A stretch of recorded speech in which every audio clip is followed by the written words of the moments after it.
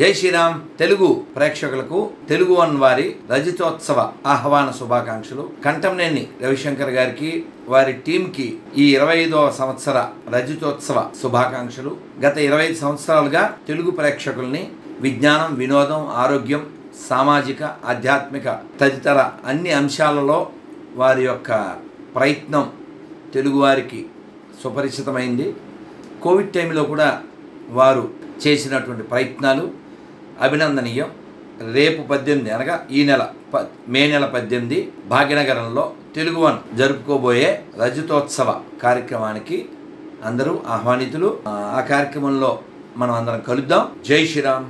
మరొక్కసారి Telugu one channel వారికి, ఆ టీంకి, రవిశంకర్ గారికి ఇలాంటి కార్యక్రమాలు మళ్ళీ ఎన్నో చేస్తూ అలా దిగ్విజయ యాత్ర చేయాలని కోరుకుంటూ మీ రాధవన్ దాస్. జై శ్రీరామ్.